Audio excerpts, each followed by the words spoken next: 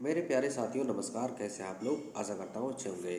Friends, हम लोग का जो है एनसीईआरटी सार संग्रह जो कि कॉस्मोस पब्लिकेशन का है, महेश कुमार बंडवाल सर का है। यह पुस्तक बहुत ही अच्छा 6 क्लास से लेकर के 12 तक के जितने भी एनसीईआरटी के फैक्ट्स को सार संग्रह के रूप में जो है संग्रहित किया गया है। यह किसी भी परीक्षा, चाहे वनडे परीक्षा, जो भी परीक्षाएं आप देते हैं उन सारे परीक्षाओं के लिए, जीके जीएस के लिए बहुत ही महत्वपूर्ण साबित होने वाला है। इसलिए इस पुस्तक को जरूर ही एक बार एक नज़र से ज़रूर देखिए, सुनिए, इत्मीनान से सुनिए। मैं इसी प्रकार से वीडियो बना रहा हूँ और लाइन बाय लाइन मैं पढ़ूंगा जरूर, लेकिन उस पर मैं एक्सप्लेन भी करूँगा। जहाँ ज़रूरत महसूस होगी उसके अंदरूनी चीज़ों को भी मैं बताने का प्रयास करूँगा। इससे पहले के वीडियो में यह पॉलिटी से शुरू है, तो इससे पहले के वीडियो में हम लोग 3 वीडियो देख चुके हैं इसका पॉलिटी सेक्शन का। उसमें जो है संविधान से रिलेटेड जो भी परिचय है और भाग 1, भाग 2, भाग 3, भाग 4 को हम देख चुके हैं। भाग 5 के भी कुछ बातों को देख चुके हैं, कुछ टॉपिक को, जैसे कि राष्ट्रपति, प्रधानमंत्री, मंत्रिपरिषद, जो है आपका उपराष्ट्रपति आदि को देख चुके हैं, है ना। महान्यायवादी आदि को देख चुके हैं। अब हम नेक्स्ट वीडियो में हम लोग देखेंगे, इस वीडियो में मतलब आज के वीडियो में संसद देखेंगे, पार्लियामेंट, जो कि भाग 5 के अंतर्गत ही आता है, और सुप्रीम कोर्ट देखेंगे, सीएजी देखेंगे, है ना। तो चलिए शुरू करते हैं। देखिए, पहला पॉइंट है, संविधान के किस अनुच्छेद के अंतर्गत धन विधेयक को परिभाषित किया गया है। धन विधेयक को परिभाषित किया गया अनुच्छेद 110 के अंतर्गत। ये धन विधेयक होता क्या है? जब भी सरकारों को जरूरत पड़ती है किसी वित्तीय लेन देन की, है ना, से रिलेटेड किसी कानून बनाने की, तो वह धन विधेयक के रूप में दो रास्ते हैं, एक धन विधेयक के रूप में, एक वित्त विधेयक के रूप में संसद में प्रस्तुत करती है। तो धन विधेयक के रूप में जब प्रस्तुत करती है संसद में सरकारें, बिल प्रस्तुत करती है, विधेयक, ताकि उस विधेयक को दोनों सदनों से पारित करके अधिनियम का रूप दिया जाए, है ना। तो धन विधेयक को परिभाषा किया गया है 110 में कि धन विधेयक क्या है। आखिर किसी भी विधेयक को धन विधेयक की मान्यता कौन देता है, ये भी एक सवाल बनता है। तो लोकसभा के अध्यक्ष देते हैं। लोकसभा के अध्यक्ष डिसाइड करते हैं कि यह विधेयक धन विधेयक है या वित्त विधेयक है, ठीक है ना।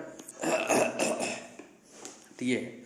और उसके बाद जो है धन विधेयक एक ऐसा विधेयक होता है जिसमें राष्ट्रपति हस्ताक्षर के लिए बाध्य होते हैं, क्योंकि इस विधेयक को राष्ट्रपति के पूर्व अनुमति से ही इसे लाया जाता है, सदनों के पटल पर लाया जाता है, ठीक है ना। तो ये इसलिए वो हस्ताक्षर करने के लिए बाध्य होते हैं।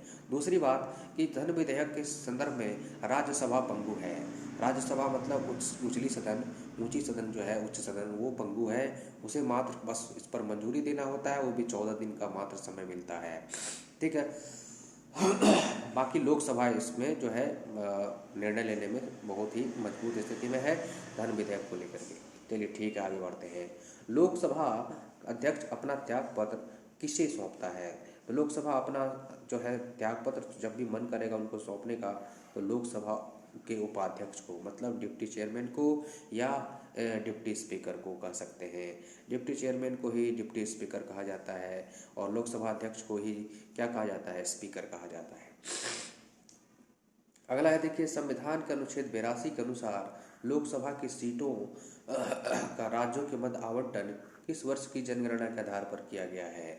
अनुच्छेद 82 में ना जो है प्रत्येक जनगणना के बाद परिसीमन करने की बात संविधान के द्वारा कही गई है। कहा गया है कि अनुच्छेद 82 कहता है कि प्रत्येक जनगणना के बाद, प्रत्येक 10 साल में जनगणना होती है, पता है, तो प्रत्येक जनगणना के बाद लोकसभा और राज्यसभा में, मतलब संसद में, सीटों को बढ़ाई जाएगी और प्रत्येक राज्यों में भी परिसीमन करा करके राज्यों के विधानसभा, विधानमंडलों के सीटों को भी बढ़ाई जाएगी, ताकि जनताओं की बढ़ती हुई जनसंख्याओं का प्रतिनिधित्व भी सुनिश्चित हो सके, ठीक है। समुचित प्रतिनिधित्व सुनिश्चित हो सके, इसलिए। हालांकि संसद की अपनी कैपेसिटी है, अपनी क्षमता है ना। इसीलिए जो है 1971 की जनगणना के बाद जो है कि सभी जनगणना 1971 की जनगणना के बाद को किसी भी जनगणना को आधार नहीं बनाया गया। अभी तक जो संसद में सीटों का आवंटन है इस जनगणना के आधार पर ही है। उम्मीद है 2024-25 में होने की संभावना है। न्यू संसद भवन का उद्घाटन हो जाएगा, उसकी कैपेसिटी बढ़ जाएगी, तो हो सकता है कि 2001 की जनगणना को आधार बनाया जाए, ये भी सुनने में आ रहा है। चलिए नेक्स्ट चलते हैं। भारत में लोकसभा का अध्यक्ष लोकसभा सदस्यों में से ही चयनित किया जाता है। बिल्कुल सही बात है। लोकसभा के अध्यक्ष जो है लोकसभा के सदस्यों में से ही कोई एक को चुने जाते हैं और सामान्य तौर पर ये सत्ताधारी दल के ही कोई वरिष्ठ सदस्य होते हैं जो बहुत दिनों से चुने जाने की एक जो है अनुभव होता है उनको, लोकसभा में जो है आने की, चुनकर आने की अनुभव होती है उनको। ठीक है ना, ये चीज़ है। नेक्स्ट देखिए, राज्यसभा की एकांकित शक्ति के अंतर्गत कौन सा अनुच्छेद आता है? यह अनुच्छेद है 249। ये क्या है कि देखिए, संसद में लोकसभा और राज्यसभा दोनों है। राज्यसभा क्या है कि राज्यों का प्रतिनिधित्व करने वाली सभा है, मतलब प्रत्येक राज्यों से वहाँ पर कुछ सीटें हैं और प्रत्येक राज्य से जो है लीडर वहाँ पर जाते हैं, मेंबर, और प्रत्येक राज्य से, और वहाँ पर राज्यों का प्रतिनिधित्व सुनिश्चित होता है। तो वो करते क्या है कि हाँ, 249 कहता है कि राज्यसभा अगर 2/3 बहुमत से केंद्र लोकसभा को कहे कि जो है किसी राज्य के विषय पर, राज्य सूची के विषय पर कानून बनाए, तो वो संसद कानून बना सकती है।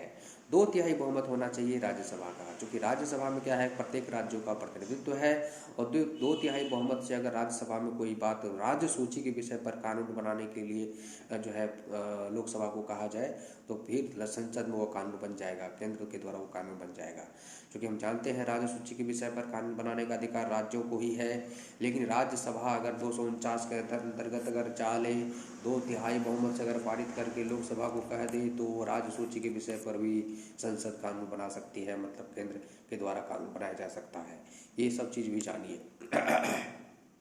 चलिए, मैं पहले ही बता दिया था कि लाइन बाय लाइन पढ़ूंगा, लेकिन उसके साथ साथ मैं उसके अंदरूनी बातों को भी बताने का भरसक प्रयास करूंगा, ताकि आपको जो है हर चीज़ क्लियर हो जाए। मैं कोशिश करूंगा कि हर चीज़ों को अच्छे से बता सकूं। नेक्स्ट है देखिए, संविधान की चौथी अनुसूची किस प्रकार के प्रावधान किए गए हैं? देखिए, हमारे संविधान में अभी वर्तमान में कुल 12 अनुसूचियां हैं। 12 अनुसूची और जो आपका मूल संविधान जब संविधान बनकर तैयार हुआ था, उसमें कुल 8 अनुसूची थी और 4 अनुसूचियां बाद में बढ़ी, तो कुल मिलाकर के अभी 12 अनुसूची है। उसमें से चौथा अनुसूची क्या कहता है? देखिए, राज्यसभा में स्थानों के आवंटन से संबंधित है, मतलब प्रत्येक राज्यों से लोकसभा, मतलब प्रत्येक राज्यों से संसद के राज्यसभा में जो सीटों की आवंटन है, कितनी सीटें होंगी, इसके बारे में यह अनुसूची 4 बताता है। जैसे कि बिहार से कितना सीट है? 16 सीट है राज्यसभा में। ठीक है, यूपी से 31 सीट है, सबसे ज़्यादा यूपी से है, इसी प्रकार से। ठीक है ना। अगला देखिए, लोकसभा में सदस्यों की अधिकतम संख्या कितनी हो सकती है? लोकसभा में सदस्यों की अधिकतम संख्या 552 हो सकती है। भारतीय संविधान के अंतर्गत संसद के सदस्यों को विशेषाधिकार तथा उन्मुक्तियों को कौन सा प्रावधान निर्धारित करता है? अनुच्छेद 105। मतलब है, अनुच्छेद 105 कहता है कि संसद में, भारतीय संविधान जो है संसद में और संसद के दोनों सदनों को और संसद के सदस्यों को विशेषाधिकार तथा उन्मुक्तियों प्रदान करती है। ठीक है ना। ये लोकसभा और राज्यसभा की गणपूर्ति, कोरम, सदन की कुल सदस्य संख्या के 1/10 संख्या से होती है। अब ये कोरम क्या होता है, इसको समझिए। गणपूर्ति को कहते हैं कोरम। ठीक है ना। इसका मतलब है कि कोई भी सदन है, लोकसभा हो चाहे राज्यसभा हो, हर सभा में मीटिंग को आयोजित होने के लिए, मीटिंग को आगे बढ़ाने के लिए ये एक सीमा है कि इतने लोग जरूर उपस्थित होने चाहिए। जिस सदन में जितना कुल सीट है ना, उस सीट का 1/10 मतलब 1/10 लोग की उपस्थिति जरूर होनी चाहिए, तभी कार्यवाही आगे बढ़ेगी, अन्यथा नहीं बढ़ेगी। इसी को कोरम कहते हैं, इसी को गणपूर्ति कहते हैं। ठीक है, चलिए नेक्स्ट चलते हैं। राज्यसभा का सदस्य बनने के लिए न्यूनतम आयु कितनी है? राज्यसभा के सदस्य बनने के लिए न्यूनतम 30 वर्ष है और लोकसभा की आयु कितनी है? 25 वर्ष है। ठीक है ना। राज्यसभा के अधिकतम निर्धारित सदस्य संख्या कितनी है? 250। संसद के किस सदन का सदस्य उसका सदस्य नहीं होता? राज्यसभा का, मतलब अध्यक्ष, संसद में 2 सदन है, लोकसभा और राज्यसभा। तो लोकसभा के अध्यक्ष जो होते हैं, जिसको स्पीकर कहते हैं, वो तो उसी सदन के मेंबर होते हैं, उन्हीं को चुना जाता है। लेकिन राज्यसभा के जो अध्यक्ष होते हैं, जिसको सभापति आप कहते हैं, वो एक्चुअल में उपराष्ट्रपति ही होते हैं। तो वो तो राज्यसभा के सदस्य होते ही नहीं है। यही सवाल है। अगला देखिए, भारतीय संविधान का कौन सा अनुच्छेद संसद को अंतर्राष्ट्रीय समझौते को लागू करने के लिए विधि निर्माण करने की शक्ति प्रदान करता है? अनुच्छेद 253। अनुच्छेद 253 अंतर्राष्ट्रीय समझौते और को लागू करने के लिए विधि निर्माण करने की शक्ति संसद को प्रदान करती है संविधान। कि अंतर्राष्ट्रीय समझौता हुआ, मान के चलिए भारत और अमेरिका के बीच में कुछ समझौता हुआ है और समझौता को भारत में लागू करने के लिए भी एक कानून बनाना होगा, तो कानून बनाने की शक्ति संसद को है। ये बात समझिए 253 के तहत ये हो गया। आगे देखिए, भारतीय संसद में राष्ट्रपति और संसद के दोनों सदन लोकसभा एवं राज्यसभा सम्मिलित हैं। बिल्कुल सही है। संसद का जो है का ढांचा ही है, संसद का संरचना ही यही है, लोकसभा, राज्यसभा और जो है राष्ट्रपति, ये तीन को मिलकर के जो है संसद का गठन होता है। ठीक है ना। हालांकि राष्ट्रपति संसद में नहीं बैठते हैं, उनका अपना राष्ट्रपति भवन है, लेकिन संसद की जो मूल कार्य है नियमों को बनाना, कानूनों को बनाना, है ना, ये नियम, कानून, एक्ट, अधिनियम तभी पारित होता है जब अंतिम रूप से किसी भी विधेयक पर राष्ट्रपति का हस्ताक्षर हो जाता है। इसलिए कहा जाता है कि जो है संसद का मूल काम है कानून बनाना, और कानून तभी अंतिम रूप लेता है जब राष्ट्रपति का हस्ताक्षर हो जाता है। इसीलिए राष्ट्रपति भी संसद का एक अभिन्न अंग हो गया। लोकसभा में राज्यवार सीटों का आवंटन सन 1971 की जनगणना के आधारित है। यह निर्धारण किस वर्ष तक यथावत रहेगा? यह 2026 तक रहेगा। ठीक है ना। अगला देखिए, हम अनुच्छेद देख लेते हैं, कुछ महत्वपूर्ण अनुच्छेद जो संसद से रिलेटेड है। 79 क्या कहता है? देखिए, संसद का गठन के बारे में कहता है कि एक संसद का गठन होगा जिसमें लोकसभा, राज्यसभा और राष्ट्रपति सम्मिलित होगा। ठीक है ना। 80 कहता है राज्यसभा की संरचना क्या होगी, स्ट्रक्चर क्या होगा, है ना, कितने सीटें होंगे, इसके बारे में बताता है, और किस राज्य में कितनी सीटें रहेंगे। ठीक है ना, ये बताता है। 81 क्या कहता है? लोकसभा की संरचना के बारे में बताता है, मतलब कुल सीटें कितने होंगी लोकसभा में। 82 कहता है कि प्रत्येक जनगणना के पश्चात पुनः समायोजन, मतलब यह एक परिसीमन किया जाएगा।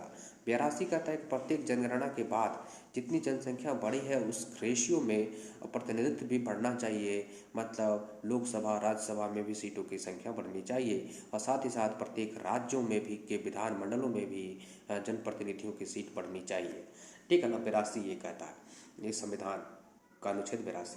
सरकार इसके लिए परिसीमन आयोग गठित करती है, फिर इस पर निर्णय करती है।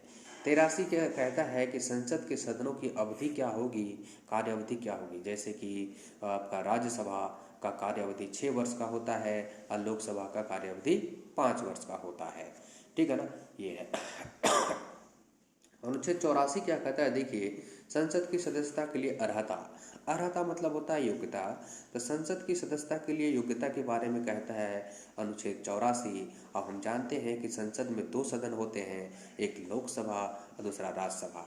लोकसभा को निम्न सदन भी कहा जाता है और राज्यसभा को उच्च सदन भी कहा जाता है, लेकिन दोनों सदनों के लिए योग्यता में थोड़ा सा फर्क है। कुछ चीज़ कॉमन है और कुछ चीज़ फर्क भी है। जैसे कि लोकसभा के लिए उम्र सीमा 25 वर्ष है और राज्यसभा के लिए 30 वर्ष। भारत के नागरिक दोनों में होनी चाहिए। लाभ का पद दोनों में से किसी को भी नहीं धारण किया जाना चाहिए, लाभ का पद कोई भी ना हो, है ना। इस तरह की चीज़ें जो कुछ कॉमन भी है और कुछ अलग भी है बातें। ठीक है ना। पागल या दिवालिया नहीं होना चाहिए, इस तरह की चीज़ें कुछ अर्हता में दिया गया है। 85 देखिए, संसद के सत्र 17वां और विघटन करने के बाद 85 कहता है, मतलब यह कहता है कि संसद के सत्र और सत्र आहूत करने, सत्रावसान करने और सत्र को विघटन करने की शक्ति राष्ट्रपति में निहित है। राष्ट्रपति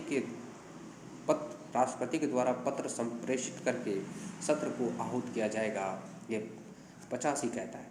सत्र आहूत किया जाना मतलब यह होता है कि मीटिंग को बुलाना, बैठक को बुलाना। देखते होंगे संसद की मीटिंग कभी कभी बीच बीच में 1-2 महीना के लिए स्थगित रहता है, फिर वह जो है मीटिंग बुलाया जाता है। तो इसको जब मीटिंग बुलाया जाता है कुछ दिनों के लिए, तो उसको कहते हैं संसद की सत्र आहूत किया जाना। सत्रावसान का मतलब होता है राष्ट्रपति के आदेश पर जो है कुछ दिनों के लिए संसद को बंद कर देना, मीटिंग को कुछ दिनों 1 महीना 2 महीने के लिए बंद कर देना। ठीक है ना। विघटन का मतलब रहता है कि संसद को भंग कर देना, मतलब लोकसभा को ही भंग कर देना, है ना, और फिर से नए निर्वाचन के बारे में जो है तैयारी करना, ये चीज़ें हैं। अगला देखिए 86 है। 86 क्या कहता है कि राष्ट्रपति का सदनों को संबोधित, है ना, दोनों सदनों को संबोधित तथा संदेश देने का अधिकार है। इसको हम कहते हैं अभिभाषण, राष्ट्रपति का अभिभाषण भी कहते हैं, है ना, ये चीज़ है। अभिभाषण का मतलब होता है कि प्रधानमंत्री और उनके मंत्री परिषद के द्वारा, कैबिनेट के द्वारा जो है राष्ट्रपति के लिए का भाषण तैयार किया जाता है, जिसमें अपनी सरकारें की कार्यों की उपलब्धियों का बखान रहता है ना, और विजन भी दिखाया जाता है कि क्या करना है, और फिर कार्यों का बखान भी रहता है ना। अपना जो पिछले सरकार मतलब वर्तमान सरकार के द्वारा जो जो कार्य की गई हैं उसके बारे में बखान किया जाता है राष्ट्रपति के द्वारा, है ना। फिर धन्यवाद प्रस्ताव आता है राष्ट्रपति के भाषण पर देने के लिए, ठीक है ना। तो 86 हो गया राष्ट्रपति का अभिभाषण, जो कि दोनों सदनों को वो देते हैं, ठीक है ना। तो ये है 87 देखिए क्या है कि राष्ट्रपति का विशेष संबोधन अभिभाषण है ना, विशेष तौर पर किसी मुद्दे पर संबोधन करना, यह ठीक, ये भी एक प्रकार का अभिभाषण ही है, राष्ट्रपति का मतलब संबोधन करना ही है ना, ये चीज़ है। 88 कहता है सदनों के संबंध में मंत्रियों और महान्यायवादियों का अधिकार।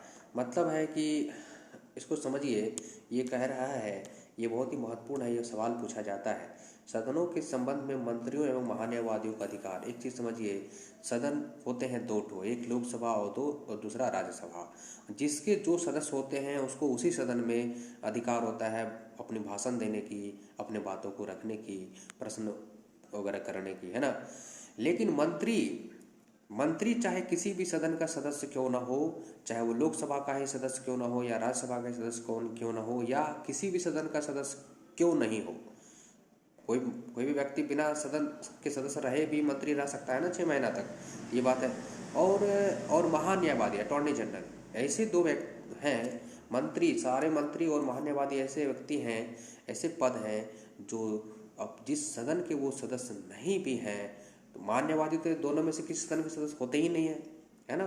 और मंत्री कोई एक सदन के सदस्य होंगे, लेकिन फिर भी इनको यह शक्ति है कि वह दोनों सदनों में जाकर के अपने भाषण को दे सकते हैं, अपनी बातों को रख सकते हैं, ठीक है ना। 88 कहता है। 89 क्या कहता है, राज्यसभा का सभापति तथा उपसभापति के बारे में बताता है ना, ये चीज़ है। राज्यसभा मतलब उच्च सदन के। 90 कहता है राज्यसभा के उपसभापति के पद की रिक्ति, त्याग पत्र तथा पद से हटाए जाने के बारे में कहता है। 91 कहता है सभापति के कर्तव्यों को निर्वहन अथवा सभापति के रूप में कार्य करने की उपसभापति अथवा अन्य व्यक्ति की शक्ति, मतलब ठीक है। 92 कहता है जब राज्यसभा के सभापति तथा उपसभापति को पद से हटाने का संकल्प विचाराधीन हो तब उसका पीठासीन न होना, है ना। मतलब यह है कि किसी भी राज्यसभा के सभापति अथवा उपसभापति को हटाने को लेकर के एक संकल्प विचाराधीन हो राज्यसभा में, तब वह पीठासीन नहीं होगा, मतलब वो अध्यक्षता नहीं करेंगे, है ना, ये चीज़ है। जब तक कि वह आरोप सिद्ध ना हो जाए या वो अपना दलील ना दे देंगे, ये चीज़ है। 93 है लोकसभा का अध्यक्ष के बारे में बताया गया है, लोकसभा का अध्यक्ष और उपाध्यक्ष के बारे में। 94 है लोकसभा अध्यक्ष तथा उपाध्यक्ष पद की रिक्ति, त्याग पद तथा पद से हटाया जाना। 95 है लोकसभा अध्यक्ष अथवा किसी अन्य व्यक्ति को का लोकसभा अध्यक्ष के कर्तव्यों को निर्वहन की शक्ति है। 96 क्या कहता है, इसको देखिए। 96 जब लोकसभा अध्यक्ष अथवा उपाध्यक्ष को पद से हटाने का संकल्प विचाराधीन हो तब उसका पीठासीन न होना, है ना। तब जब किसी लोकसभा अध्यक्ष या उपाध्यक्ष को पद से हटाने के लिए कोई संकल्प लोकसभा में चल रहा हो तो वह पीठासीन नहीं होगा, मतलब चेयर पर नहीं बैठेंगे, मतलब वो चेयरमैन नहीं होंगे, अध्यक्षता नहीं करेंगे, है ना, ये चीज़ है। सभापति एवं व उपसभापति तथा अध्यक्ष व उपाध्यक्ष के वेतन भत्ते के बारे में 97 कहता है, उनको वेतन भत्ते मिले उनके बारे में जिक्र किया गया है 97 में। 98 देखिए संसद का सचिवालय के बारे में बताया गया है। देखिए संसद में इतनी कार्यवाहियाँ होती है, प्रश्न उत्तर जवाब होते हैं, है ना, बिल विधेयक पर चर्चाएं होती है, तो इसके लिए ऑफिस कार्य करने के लिए भी कर्मचारियाँ होनी चाहिए, सचिवालय होनी चाहिए। 98 अनुच्छेद 98 का था संसद की अपनी एक सचिवालय होती है, ठीक है ना, ये चीज़ है। 99 क्या है, सदस्यों द्वारा शपथ या प्रतिज्ञान, जो भी सदस्य लोकसभा में चुनकर आते हैं या राज्यसभा में जो है चुनकर आते हैं तो उनको शपथ ग्रहण करना होता है ना। तो सदस्यों के द्वारा लिए जाने वाले शपथ के बारे में अनुच्छेद 99 कहता है। अनुच्छेद 100 देखिए, दोनों सदनों में मतदान रिक्तियों के होते हुए भी सदनों की कार्य करने की शक्ति तथा गणपूर्ति के बारे में बताता है, ठीक है। 101 है स्थानों का रिक्ति होना, मतलब संसद की सदस्यों की पद की रिक्ति होने के बारे में कहता है, किस किस तरीके से पद रिक्त हो सकता है। संसद का सदस्य के लिए निर्धाताएं क्या है, मतलब 102 कहता है कि संसद का कोई भी सदस्य, मतलब लोकसभा या राज्यसभा का कोई भी सदस्य के लिए निर्धाताएं क्या है, मतलब उसकी सदस्यता कैसे जा सकती है, अगर वो कौन कौन सी एक्टिविटी करते हैं। तो निर्धाताएं मतलब वो दिखाया गया है कि कौन कौन से ऐसी चीज़ें हैं जो वो करने से बचना चाहिए, है ना, सदस्यों को। वैसे तो सदस्यता जाने के लिए तो बहुत सारे नियम है, जनप्रतिनिधित्व अधिनियम है, दल बदल कानून है, जिसका जो उल्लंघन करेगा उस कानून के दायरे में उनको सदस्यता जाती है ना, तो ये चीज़ है। लेकिन 102 कह दिया है कि भाई संसद का सदस्य होने के नाते आपको ये काम नहीं करना चाहिए, ये आपके लिए निर्धाताएँ हैं, ठीक है ना, ये चीज़ है। और 103 क्या कहता है, सदस्यों की अयोग्यता से संबंधित प्रश्नों पर निर्णय के लिए बारे में कहा गया है। 104 क्या कहता है, अनुच्छेद 99 के अंतर्गत शपथ लेने तथा प्रतिज्ञा 99 के अंतर्गत शपथ लेने तथा प्रतिज्ञान करने से पहले अर्हत न होते हुए अथवा निरर्हत किए जाने पर भी सदन में बैठने तथा मतदान करने का दंड लगता है, जब तक वो है ना शपथ ग्रहण नहीं किए हैं तब तक अगर वो कार्रवाई में भाग लेते हैं तो प्रत्येक दिन के हिसाब से उनको आर्थिक दंड भी देना पड़ता है। भारतीय चुनाव आयोग, इलेक्शन कमीशन ऑफ इंडिया संसद तथा विधानमंडल के दोनों चुनाव के लिए उत्तरदायी है, ठीक है ना, ये चीज़ है। लोकसभा के सदस्य की संख्या 525 से बढ़कर 545 किस संविधान संशोधन द्वारा की गई, तो 31वें संविधान संशोधन के द्वारा की गई, ठीक है ना।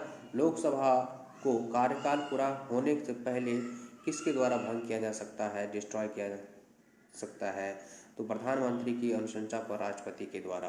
किस राज्य में लोकसभा में अनुसूचित जातियों के लिए सर्वाधिक सीटें आरक्षित है, तो मध्य प्रदेश में कुल 6 सीटें हैं, है ना।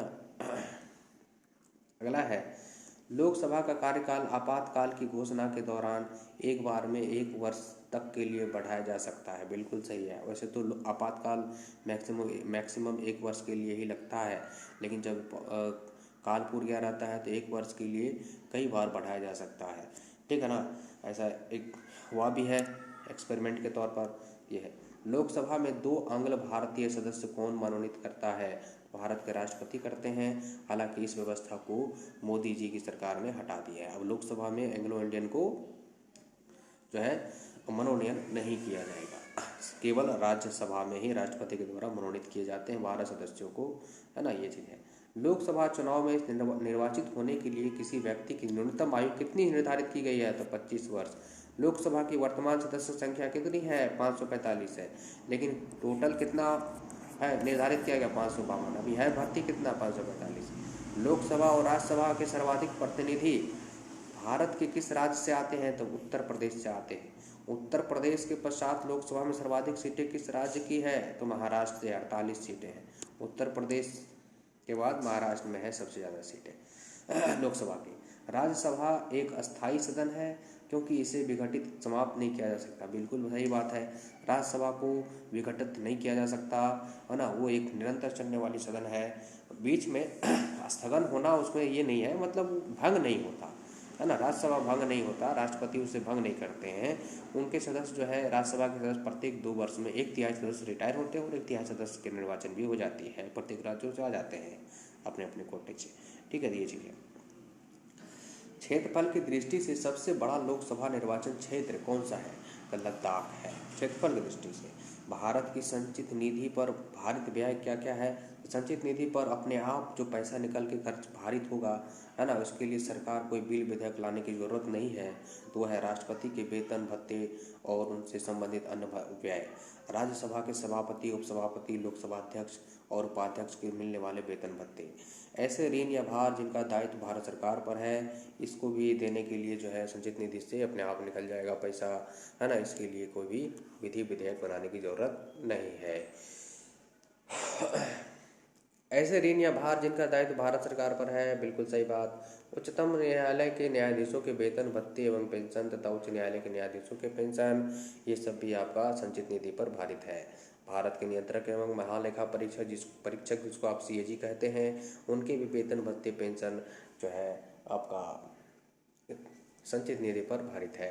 ऐसे अन्य व्यय जो संविधान अथवा संसद द्वारा निर्मित किसी विधि द्वारा इस संबंध में भारित घोषित किया जाए। संसद भी अगर समय समय पर संचित निधि से भारित व्यय के बारे में किसी मद को घोषित करता है तो वो भी मद इसमें आ जाएगा। ठीक है ना। ये है जो भी विषय, मद मतलब विषय हुआ, मद मतलब विषय।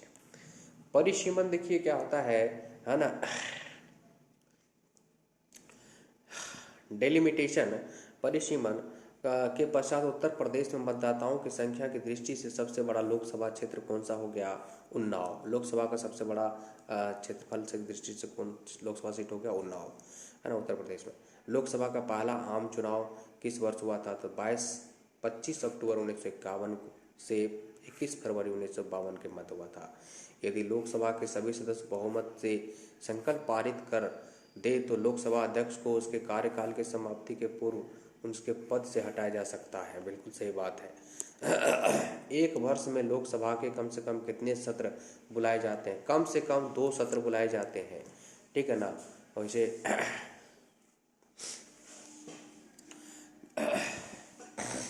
कम से कम 2 सत्र बुलाए जाते हैं। ठीक है। तो ये है 3 सत्र होते हैं वैसे टोटल, लेकिन ये जो है कम से कम 2 सत्र बुलाए जाते हैं। 6 माह में 2 सत्रों के बीच की फासला 6 माह से अधिक नहीं होनी चाहिए, ये भी बात है।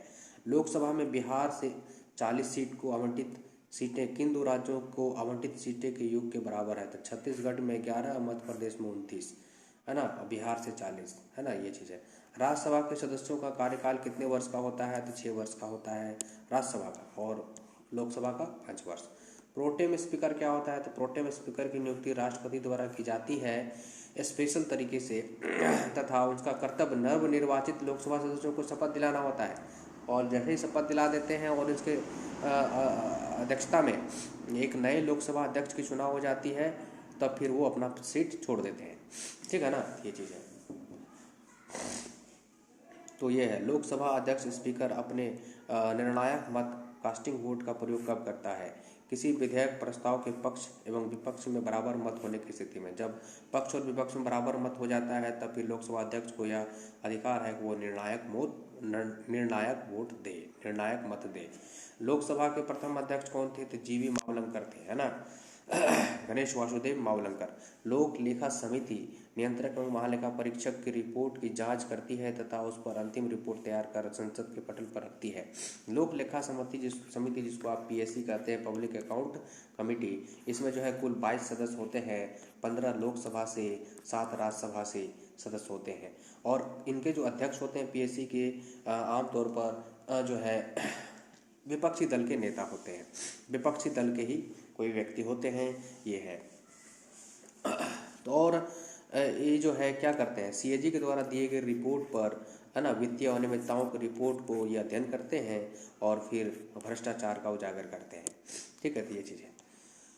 प्राक्कलन समिति का कार्यकाल कितना होता है? तो 1 वर्ष का होता है। प्रत्येक समिति का लगभग कार्यकाल 1 वर्ष का ही होता है, प्रत्येक वर्ष में रिन्यूअल होता है ना, ये चीज़ है। सदस्यों का उसमें जो है किसी को शामिल किया गया, फिर किसी को हटाया गया, इस तरह से चीज़ें होती रहती है ना। प्राक्कलन समिति में कुल 30 सदस्य होते हैं, है ना, और ये पूरे के पूरे लोकसभा के सदस्य होते हैं। इसमें राज्यसभा के एक भी सदस्य नहीं होते प्राक्कलन समिति में। प्राक्कलन समिति का काम क्या होता है? एस्टिमेट कमेटी, इनका काम होता है कि भाई सरकार को इस तरह से सलाह करना कि आखिर योजनाओं को लागू करने के लिए और शासन व्यवस्था को चलाने के लिए कम से कम खर्च में कितना अच्छा बेहतर काम किया जाए, है ना। और इस तरह के आकलन करके जो है सरकारों को एक सुविधा प्रदान करती है, बनाती है। राज्यसभा हो गया। राज्यसभा के सदस्य किसके द्वारा चुने जाते हैं? तो राज्यसभा के सदस्य जो है प्रत्येक राज्यों के विधानसभाओं के द्वारा चुने जाते हैं, चुनकर भेजे जाते हैं। विशेषाधिकार समिति में दोनों सदनों के कुल कितने सदस्य होते हैं? तो 25 होते हैं। लोकसभा से 15, राज्यसभा से 10। विशेषाधिकार समिति का क्या काम होता है भाई? तो संसद के जो विशेषाधिकार है, दोनों सदनों के विशेषाधिकार और सदस्यों के भी खुद की भी विशेषाधिकार होते हैं। जैसे कि जब वो कार्यवाही चल रही होगी संसद की, तो उस समय किसी भी न्यायालय में अगर उन पर मामला भी है किसी सदस्य पर, तो न्यायालय के द्वारा उनको तलब नहीं किया जा सकता, है ना। न्यायालय में उनको जो है नहीं बुलाया जा सकता, जोर जबरदस्ती उनकी कुछ हद तक कुछ ही मामलों में गिरफ्तारी भी नहीं की जा सकती, है ना।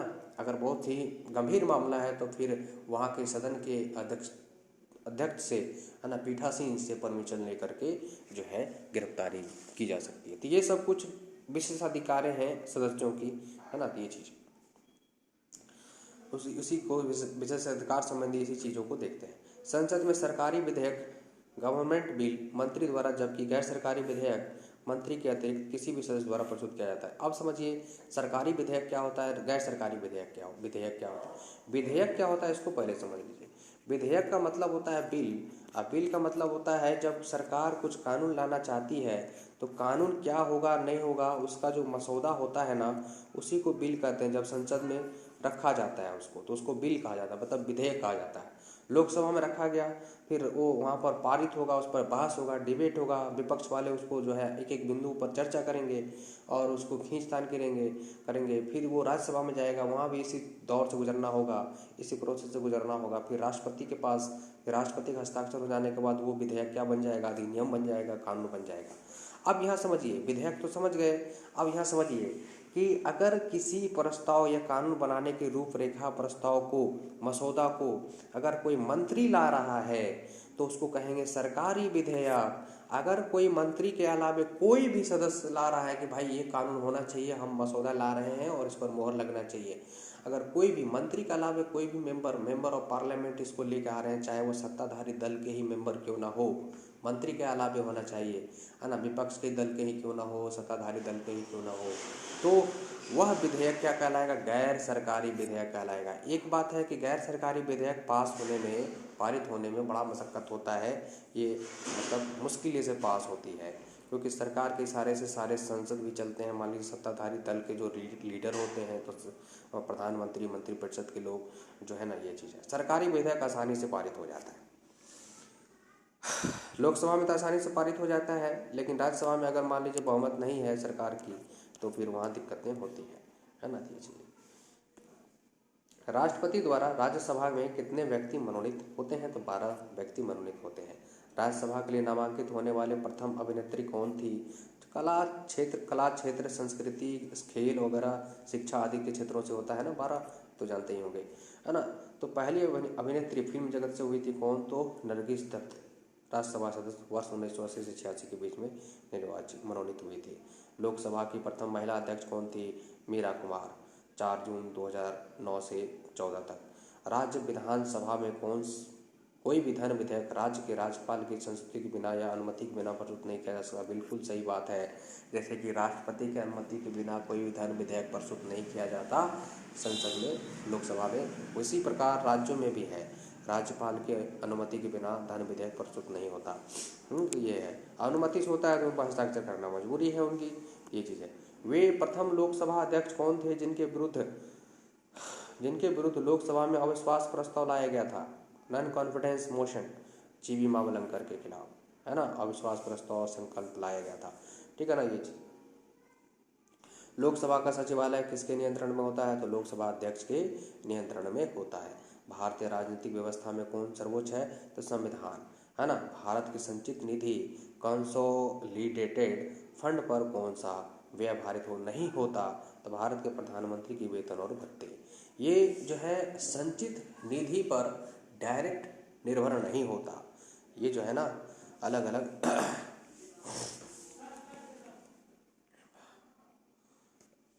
यहाँ अलग बजट के तहत, या जो है ये प्रशासनिक वित्त व्यवस्था, जो कार्मिक एवं प्रशासनिक वित्त व्यवस्था के अंतर्गत जो है ये आता है, तो इसलिए जो है संचित निधि पर डायरेक्ट ये भारित नहीं होता, ठीक है। आगे देखिए, धन विधेयक संसद के किस सदन में पुनः स्थापित किया जा सकता है, तो केवल लोकसभा में, है ना। धन विधेयक संसद के किस सदन में पुनः स्थापित मतलब इंट्रोड्यूस्ड, मतलब उस सदन में रखना, तो केवल लोकसभा में किया जाता है, राज्यसभा में नहीं। बाकी और किसी प्रकार के विधेयक है कोई लॉ लाने के लिए, तो वो किसी भी सदन में प्रस्तुत हो सकता है, जहाँ प्रस्तुत होगा वहाँ पास होना चाहिए, फिर अगले सदन में जाएगा, फिर राष्ट्रपति के पास। लेकिन धन विधेयक के केस में है सिर्फ और सिर्फ लोकसभा में ही पुनः स्थापित होगा, मतलब इंट्रोड्यूस्ड होगा, मतलब वहीं पर पहले रखा जाएगा, और राज्यसभा को फिर खाना पूर्ति के लिए 14 दिन के लिए भेजा जाएगा कि आप अनुशंसा करिए तो ठीक, नहीं करिए तो भी ठीक, है ना। ये चीज़ है। धन विधेयक राज्य विधानमंडल के किस सदन में प्रस्तुत किया जा सकता है? तो केवल विधानमंडल में।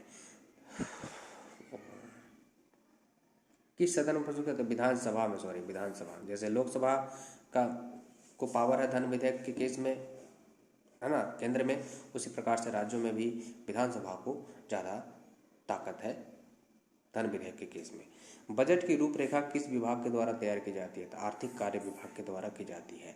करों और सरकारी कामकाज के निर्वाह में हुई अन्य प्राप्तों के संघीय सरकार को प्राप्त होने वाला राजस्व किस निधि में जमा होता है? तो ये होता है आपका भारत की संचित निधि में। आर्थिक सर्वेक्षण इकोनॉमिक सर्वे प्रतिवर्ष संसद में कब प्रस्तुत किया जाता है? आगामी वर्ष के बजट के प्रस्तुतिकरण के से पूर्व। जब ये बजट प्रस्तुत होगा आगामी अगले वर्ष के लिए, उस बजट प्रस्तुति के 1 से 2 दिन पहले जो है आर्थिक समीक्षा प्रस्तुत होता है। कोई विधेयक धन विधेयक है अथवा नहीं, इसका निर्णय कौन करता है? लोकसभा अध्यक्ष करता है। मैं पहले ही बता चुका हूँ। भारत की संचित निधि से धन निकालने के लिए संसद का अनुमोदन अनिवार्य है। संचित निधि से 1 पैसा भी निकालना होगा तो संसद की अनुमति लेनी आवश्यक है।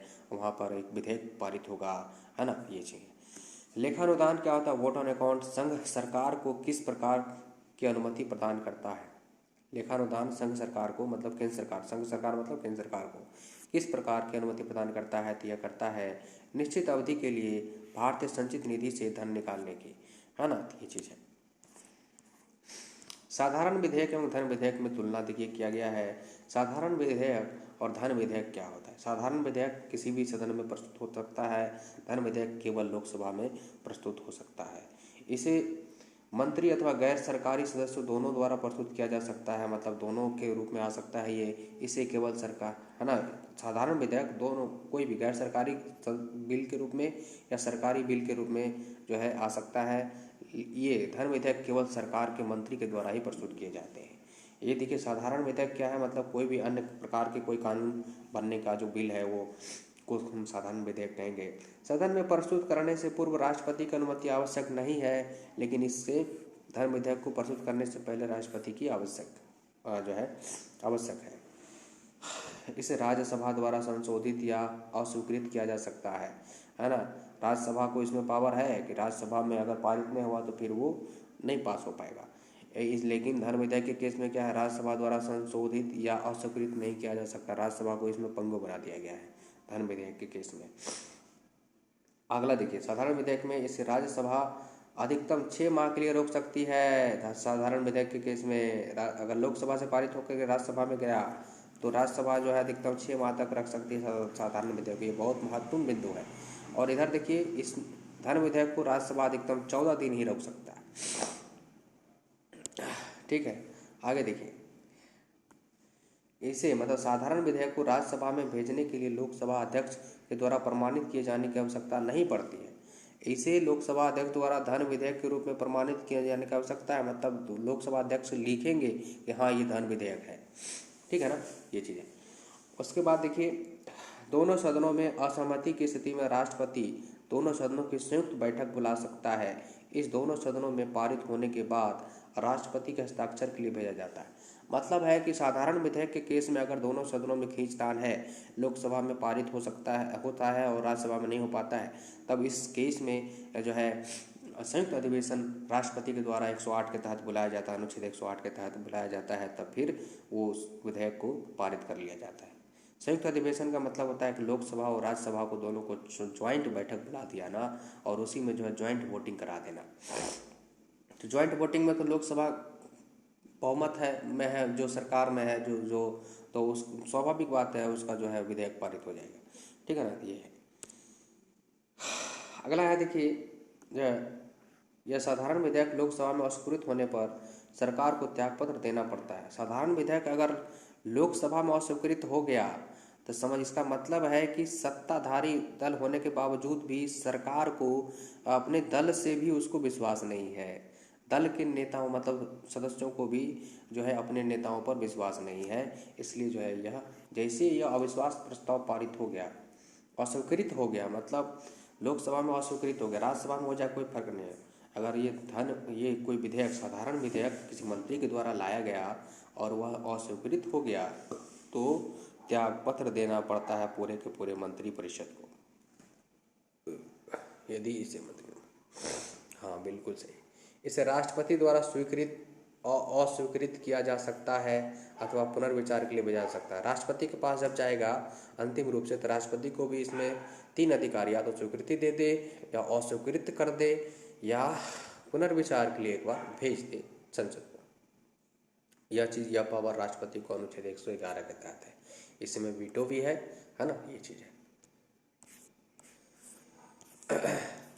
धन विधेयक लोकसभा में अस्वीकृत होने पर सरकार को त्यागपत्र देना पड़ता है, ठीक है ना, ये चीज़ है। इसे राष्ट्रपति द्वारा स्वीकृत व अस्वीकृत किया जा सकता है, परंतु पुनर्विचार के लिए नहीं लौटाया जा सकता, है ना। क्यों लौटाएगा सरकार को? क्योंकि वो पहले ही अनुमति दिया हुआ है, ये चीज़ है। धन विधेयक एवं संविधान संशोधन विधेयक के संबंध में दोनों सदनों का संयुक्त बैठक नहीं बुलाई जा सकती है। अब किस संयुक्त अधिवेशन सिर्फ साधारण विधेयक के केस में बुलाया जा सकता है, लेकिन धन विधेयक के केस में ज्वाइंट सेशन नहीं बुलाया जा सकता। वो ज्वाइंट सेशन बुला करके, मतलब संयुक्त अधिवेशन बुला करके उसको पारित नहीं किया जा सकता। या कोई संविधान में पहले से कोई प्रावधान है, उसको अगर चेंजिंग कर रहे हैं, उसको लेकर के कोई विधेयक है, संविधान संशोधन विधेयक अगर है, तो उसमें भी आप ज्वाइंट सेशन नहीं बुला सकते, है ना। 108 के तहत संयुक्त अधिवेशन नहीं बुला सकते, संयुक्त बैठक नहीं बुला सकते, ये है। प्राक्कलन समिति क्या है? देखिए, एस्टिमेट कमेटी, इसके बारे में मैं पहले भी बता चुका हूँ। संसद के किस सदन के सदस्यों से गठित की जाती है? तो लोकसभा के सदस्यों से। कुल इसमें 30 सदस्य होते हैं। ये प्राक्कलन समिति का काम होता है कि सरकार को सुझाव देना कि जो है कम से कम कीमत पर, कम से कम कॉस्ट पर किस तरह से कल्याणकारी योजनाओं को लागू करे, है ना, ये सब चीज़ें। और शासन प्रशासन को कम से कम कॉस्ट पर, कम खर्च में अच्छा उपलब्धि कराएं, ये सब लेकर के है। कोई भी कानूनी विधेयक, लीगल बिल संसद के किस सदन में प्रस्तुत किया जा सकता है? तो संसद के किसी भी सदन में प्रस्तुत किया जा सकता है। भारतीय संसद के दोनों सदनों की संयुक्त बैठक साधारण विधेयक, है ना, ऑर्डिनरी बिल तथा वित्त विधेयक दोनों के संबंध में हो सकती है। फाइनेंस विधेयक, वित्त विधेयक में भी राज्यसभा को पावर होता है ना। लेकिन धन विधेयक, अगर वही चीज़ें अगर धन विधेयक के रूप में परिभाषित है, तो फिर जो है राज्यसभा का पावर सीज हो जाता है, ये चीज़ें। संसद के 2 सत्रों के मध्य अधिक अंतराल कितना होता है? तो 6 महीने का होता है। 6 महीने से कम का नहीं होना चाहिए। 2 सत्र मतलब 2 मीटिंग होने के बीच में, है ना, 6 माह से ज़्यादा का समय नहीं होना चाहिए। 6 माह से पहले ही 2 मीटिंग हो जाना चाहिए, कम से कम 2 मीटिंग, 2 सत्र। आकस्मिक निधि, कंटीजेंसी फंड को राष्ट्रपति कैसे व्यय कर सकता है? तो बिना संसदीय स्वीकृति के।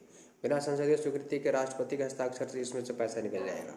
हालांकि इसमें पैसा फिर से पुनः वापस भी करना होता है ना सरकार को। लोकसभा में विधेयक पर आम बहस किस वाचन में होती है? द्वितीय वाचन में होती है, ठीक है ना। ये अपना एक प्रोसेस है। जब विधेयक चल रहा होता है किसी सदन में, प्रोसेस में रहता है, तो उसमें भी वाचन होता है। प्रथम वाचन, द्वितीय वाचन, तृतीय वाचन, चरण दर चरण, फिर जाकर के अंतिम में वोटिंग होता है। फिर वो पारित हो, अगर बहुमत से पारित हो गया तो फिर दूसरे सदन में जाता है, वहाँ भी प्रथम वाचन, द्वितीय वाचन, तृतीय वाचन होता है ना। ये वाचन एक प्रक्रिया है, प्रोसेस है ना। किस किस प्रोसेस से वो विधेयक को गुजरना पड़ता है ना।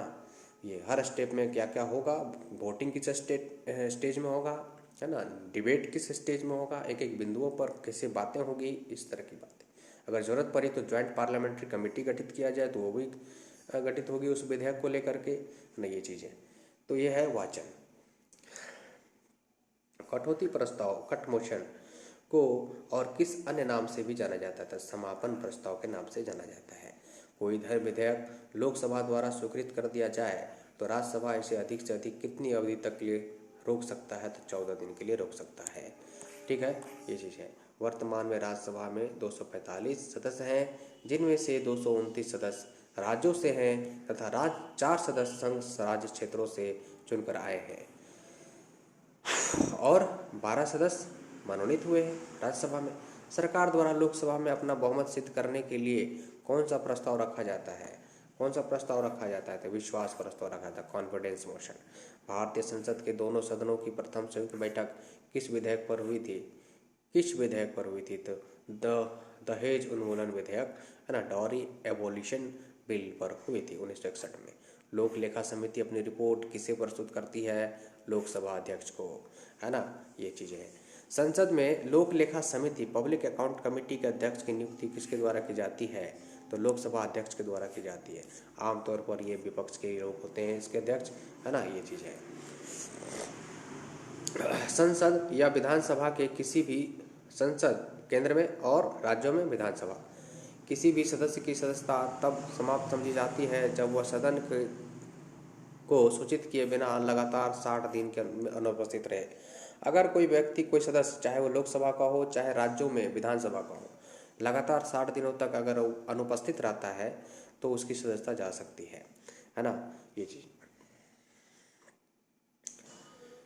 संसद राज्य सूची के किसी विषय पर कानून बना सकती है यदि राज्यसभा ऐसा संकल्प पारित करती है तो 2/3 से, वही 249 वाला, है ना। अनुच्छेद 249 क्या कहता है? अगर राज्यसभा 2/3 बहुमत से पारित करके, है ना, का किसी भी राज्य सूची के विषय पर अगर 2/3 बहुमत से अनुशंसा कर दे तो लोकसभा भी उस पर कानून बना सकती है और राज्यसभा भी की सहमति से वो कानून बन जाएगा राज्य सूची के विषय पर, है ना। केंद्र सरकार कानून बना देगी उस पर, ठीक है ना, ये चीज़ है। किसी मंत्री के विरुद्ध विशेषाधिकार प्रस्ताव कब लाया जा सकता है? जब वह मंत्री किसी मामले के तथ्यों को रोकता है ना, तथ्यों का गलत वर्णन देता है। संसद द्वारा वर्ष 1989 में निर्मित कानून के अनुसार एक नागरिक के वयस्क होने की आयु कितनी है? 18 वर्ष है। लोकसभा में शून्यकाल की अवधि अधिक से अधिक कितनी हो सकती है? तो 1 घंटा की शून्यकाल, है ना। शून्यकाल मतलब प्रश्न आवर के बाद जो है 1 घंटा शून्यकाल की होती है, 12 बजे से 1 बजे तक। संसद में स्थगन प्रस्ताव एडजॉर्नमेंट मोशन लाने का उद्देश्य सर्वाधिक महत्व के अति आवश्यक मुद्दों पर बहस करना है। भारतीय संसद की संप्रभुता किसके द्वारा प्रतिबिंबित होती है? तो न्यायिक समीक्षा से, ठीक है ना, न्यायिक समीक्षा से। उसके बाद देखिए, संसदीय व्यवस्था में शून्यकाल 0 आवर किस देश की देन है? तो भारत की देन है। संसदीय व्यवस्था में शून्यकाल मतलब प्रश्नकाल के बाद 1 घंटा जो है शून्यकाल होता है, जिसमें आम जनजीवन से संबंधित प्रश्न जो है सदस्यों के द्वारा की जाती है ना, सरकारों से, मंत्रियों से। सदन का कार्यवाही का प्रथम घंटा क्या कहलाता है? तो प्रश्नकाल कहता है, क्वेश्चन आवर कहलाता है। लोक लेखा समिति में कुल 22 सदस्य होते हैं, जिनमें से 15 सदस्य लोकसभा से तथा 7 राज्यसभा से होते हैं, ठीक है। आइए अब सुप्रीम कोर्ट देखते हैं। सर्वोच्च न्यायालय, उच्चतम न्यायालय, सर्वोच्च न्यायालय या सुप्रीम कोर्ट, है ना। उच्चतम न्यायालय के अंतर्गत न्यायालय का अधिकार क्षेत्र को बढ़ाने का अधिकार किसके पास है? तो संसद के पास है।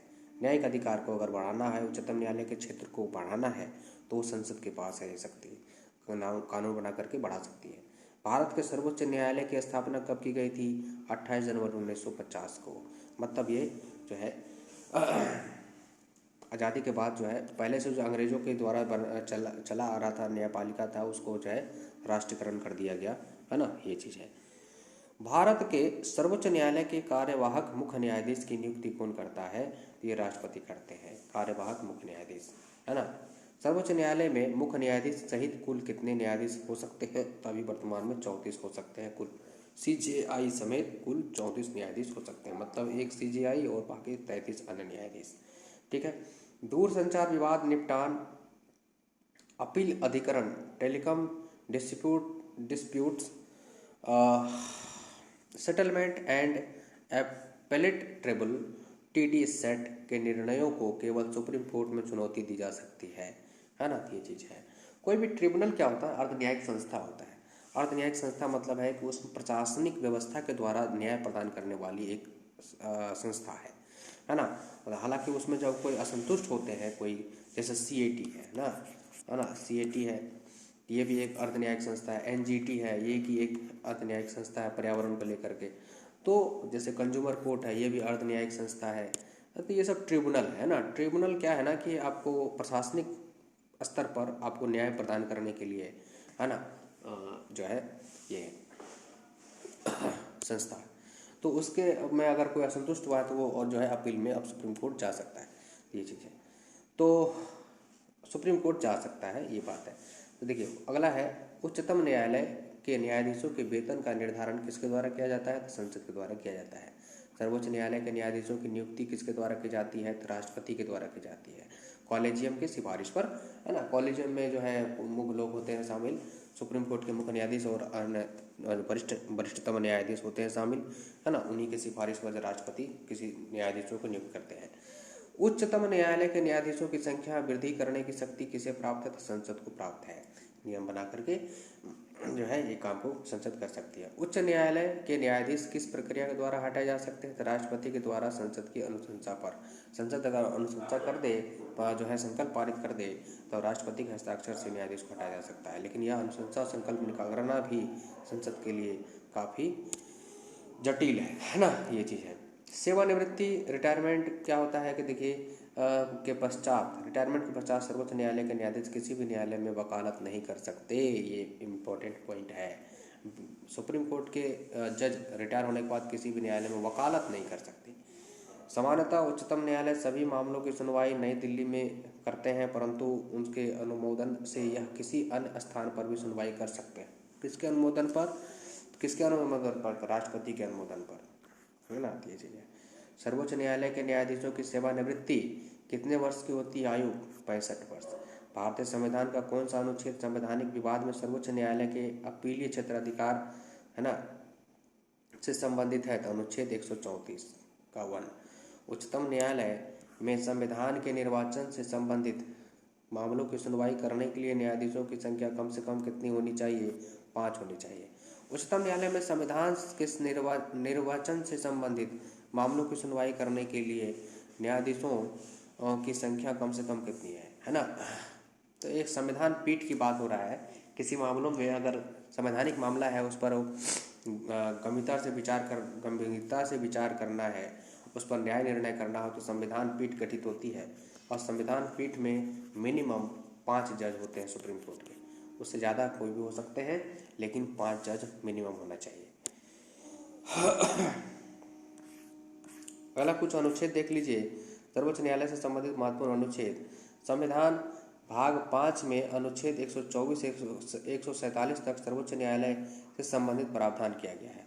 अनुच्छेद 124 क्या कहता है? सर्वोच्च न्यायालय की स्थापना एवं गठन के बारे में बताता है।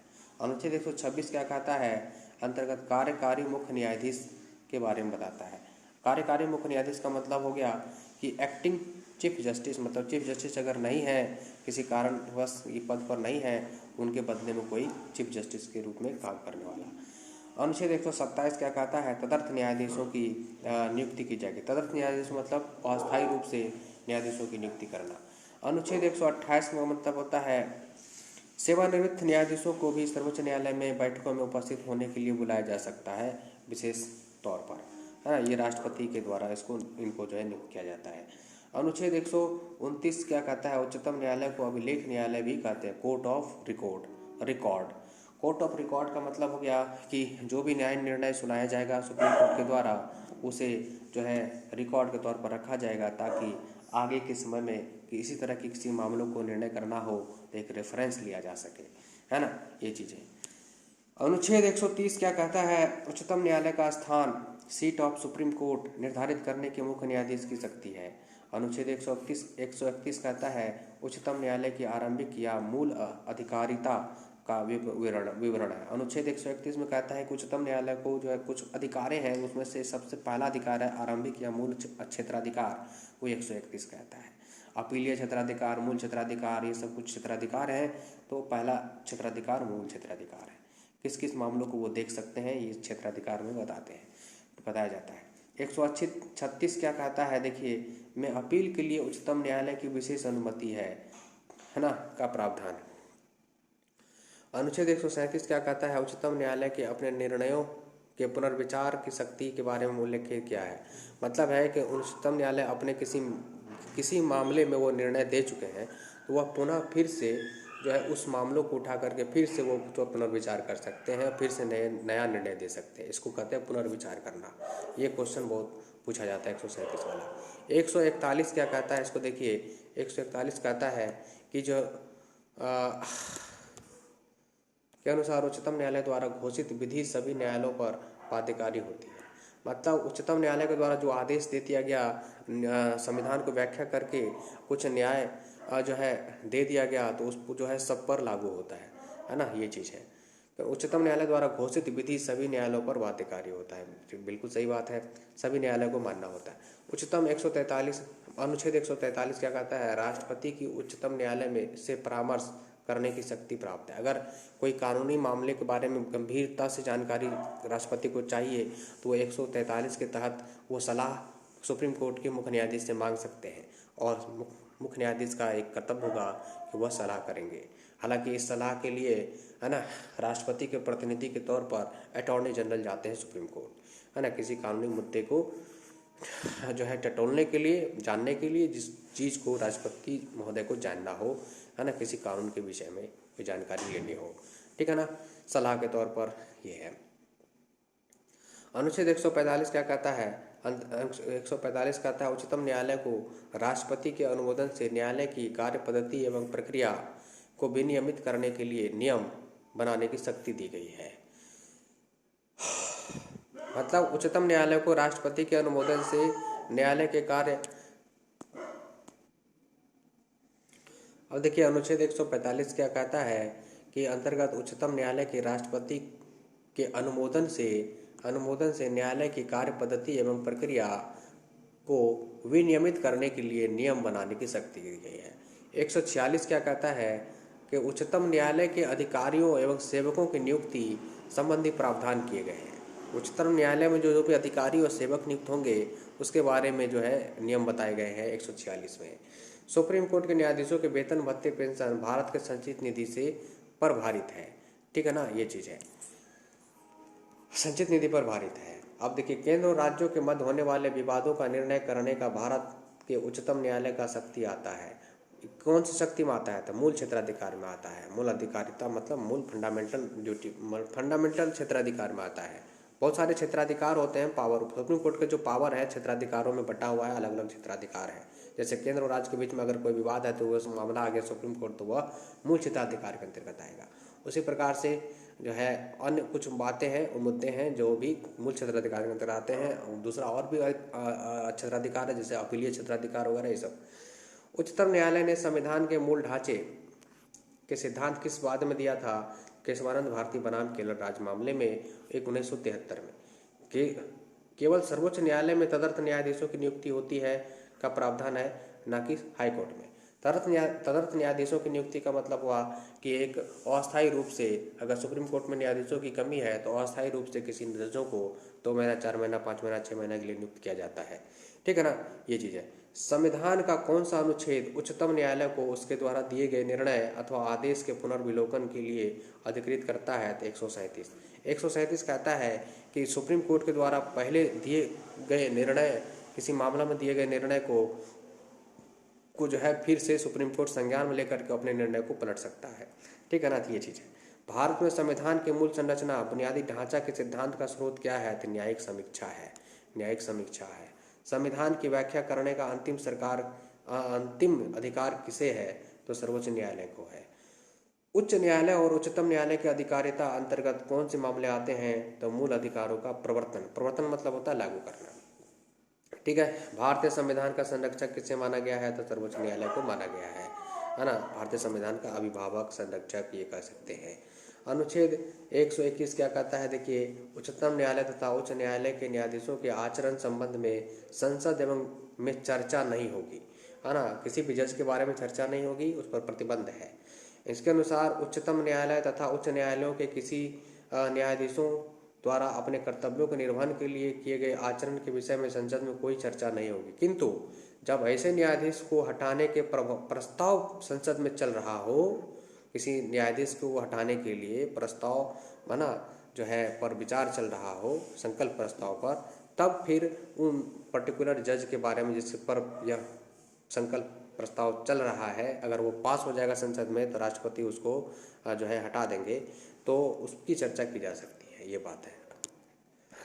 न्यायालय की अवमानना क्या होता है? न्यायालय की अवमानना अनुच्छेद 129 में कहा गया। सर्वोच्च न्यायालय तथा 215 में उच्च न्यायालय की अवमानना के बारे में कहा गया। कंटेम्प्ट ऑफ कोर्ट, संबंध में शक्तियों का प्रावधान कर। न्यायालय का अवमानना का मतलब हो गया कि न्यायपालिका के निर्णय को अगर कोई संस्था या कोई अधिकारी या कोई प्राधिकारी या कोई व्यक्ति नहीं मानता है तो उसको हम कहते हैं न्यायालय की अवमानना, है ना। ये या न्यायपालिका की आलोचना करना भी न्यायालय की अवमानना के अंतर्गत आता है। न्यायाधीशों पर प्रतिबंध है, कोई व्यक्ति जो न्यायाधीशों पर प्रतिबंध के न्यायाधीशों पर प्रतिबंध क्या है, तो कोई व्यक्ति जो उच्चतम न्यायालय का न्यायाधीश रह चुका है भारत में किसी भी न्यायालय या प्राधिकारी के समक्ष वकालत नहीं कर सकता, है ना। ये अनुच्छेद 124 का 7 कहता है ना। 124 में बहुत सारे अनुच्छेदों का जिक्र है ना। ये है भारत में के प्रथम दलित मुख्य न्यायाधीश कौन थे, तो न्यायमूर्ति के.जी. बालकृष्णन। संविधान की व्याख्या से संबंधित सभी विवाद सर्वोच्च न्यायालय के समक्ष किस अधिकारी किस अंतर्गत आते हैं, तो प्रारंभिक क्षेत्राधिकार किस अधिकारिता के अंतर्गत आते हैं, प्रारंभिक क्षेत्राधिकार के अंतर्गत या मूल क्षेत्राधिकार भी कहते हैं इसको। कानूनी मामलों पर उच्चतम न्यायालय में किसे परामर्श ले उच्चतम न्यायालय से किसे परामर्श लेने की अधिकार है, तो राष्ट्रपति को परामर्श लेने का अधिकार है।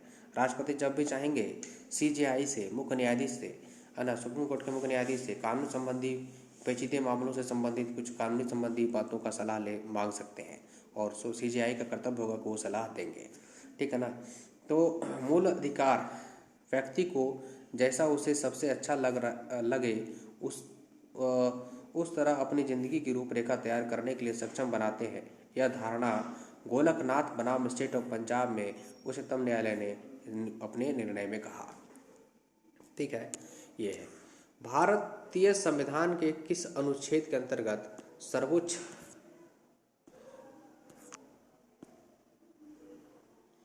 सर्वोच्च न्यायालय भारतीय नागरिकों के मौलिक अधिकारों की सुरक्षा करता है, तो अनुच्छेद 32 के तहत। तो 32 के तहत 5 तरह का रिट जारी होता है। अगर आपका मौलिक अधिकार का हनन होता है तो 32 के तहत सुप्रीम कोर्ट के माध्यम से रिट जारी होता है। हालांकि 226 के तहत यही रिट जो मौलिक अधिकार का हनन होने पर हाई कोर्ट के द्वारा भी जारी होता है, ठीक है ना। ये चीज़ें सर्वोच्च न्यायालय के अपीलीय क्षेत्राधिकार कौन कौन से हैं, तो 4 गो हैं। अपील में कौन कौन दायरे आते हैं, देखिए सुप्रीम कोर्ट के अंतर्गत संवैधानिक विषयों से जुड़ी अपीलें 132, सिविल विषयों से संबंधित अपीलें 133, आपराधिक मामलों से संबंधित विषय अपीलें 134, विशेष अनुमति से संबंधित अपीलें 136। ये है सर्वोच्च न्यायालय के न्यायाधीश नियुक्ति होने के लिए किसी व्यक्ति का कम से कम कितना वर्ष का होना चाहिए, तो कितना वर्ष तक उच्च न्यायालय में वकालत करनी चाहिए, तो 10 वर्ष तक होना चाहिए, है ना। ये चीज़ है। न्यायिक पुनरावलोकन का मतलब क्या होता है, देखिए कि सर्वोच्च न्यायालय राज्य के ऐसे कानून जो संविधान के विपरीत हो उसे असंवैधानिक घोषित कर सकता है। मतलब ये भी बात है, अगर कोई कानून पार्लियामेंट के द्वारा बनाया गया अगर वो संविधान के उलट हो, संविधान के भावना को ठेस पहुंचाता हो, तो सुप्रीम कोर्ट व्याख्या करके, है ना, उस पुनर्विलोकन करके पावर के तहत उस कानून को रद्द कर सकता है। ये भारत के न्यायालयों में से किसे जो है अभिलेख न्यायालय भी माना गया है, तो उच्च न्यायालयों एवं उच्चतम न्यायालयों को। उच्चतम न्यायालय में 129 के तहत अभिलेख न्यायालय भी बनाया गया ताकि रिकॉर्ड को रखा जा सके, है ना। ये है लोक Hitavada PIL, public interest litigation जिसको कहते हैं। PN भगवती CJI थे सुप्रीम कोर्ट के, तो उन्होंने इस चीज़ को लाया था और इसकी शुरुआत जो है संयुक्त राज्य अमेरिका से मानी जाती है। इनका जड़ संयुक्त राज्य अमेरिका में है और वहीं से जो है इम्प्रेसिव होकर के जो है आपका PN Bhagwati CJI PN Bhagwati जी के द्वारा जो है इन्हें भारत में रखा गया। PIL क्या होता है, अगर कोई व्यक्ति किसी व्यक्ति का मौलिक अधिकार का हनन हुआ है या उसके साथ कुछ अत्याचार हुआ है तो वो एक पोस्ट कार्ड में सुप्रीम कोर्ट को लिख करके अपने, है ना, समस्या को लिख सकता है, अपने मामलों को लिख सकता है, तो सुप्रीम कोर्ट उस पर संज्ञान भी ले लेंगे। हालांकि इस पर PIL कोई भी दर्ज करा सकता है ना, एक रिपोर्ट कोई भी दर्ज करा सकता है सुप्रीम कोर्ट में PIL, मतलब चाहे वो लोक हित से संबंधित कोई मामला हो, सामाजिक हित से हो, पर्यावरण से रिलेटेड हो, ये चीज़ है, या अपराध से रिलेटेड हो, है ना। ये चीज़ भारत का सर्वोच्च न्यायालय एक अभिलेख न्यायालय कोर्ट ऑफ रिकॉर्ड है। इसके सभी निर्णयों का साक्ष्यात्मक मूल्य होता है और इस पर किसी भी न्यायालय में प्रश्न चिन्ह नहीं लगाया जा सकता। ये बात भी है। ये मूल अधिकारों के उल्लंघन के विरुद्ध उच्चतम न्यायालय में 32 के तहत आप रिट जारी कर सकते हैं। रिट जारी करवा जो है 32 के तहत जो है सुप्रीम कोर्ट से रिट जारी होता है। और उच्च न्यायालय के तहत उच्च न्यायालय से अनुच्छेद 226 के तहत रिट जारी होता है। तो ये था भाग 5 के अंतर्गत जो है आपका पार्लियामेंट और सुप्रीम कोर्ट हो गया, है ना। और अटॉर्नी जनरल और सीएजी हम लोग पहले ही देख चुके हैं, भाग 5 के अंतर्गत ही आता है वो भी सीएजी, है ना। ये तो भाग 5 समाप्त हो गया। अगला वीडियो में हम लोग का जो है नेक्स्ट वीडियो में भाग 6 शुरू होगा, जिसमें कि राज्य के शासन से संबंधित चीज़ों को हम लोग देखेंगे, जैसे कि राज्यपाल, मुख्यमंत्री, विधान परिषद, विधानमंडल और इस सब के बारे में। ठीक है ना, ये सब। चलिए, वीडियो कैसा लगा जो है लाइक करिए, सब्सक्राइब करिए, और अच्छा लगता हो तो कमेंट भी करिए। ठीक है, थैंक यू, धन्यवाद।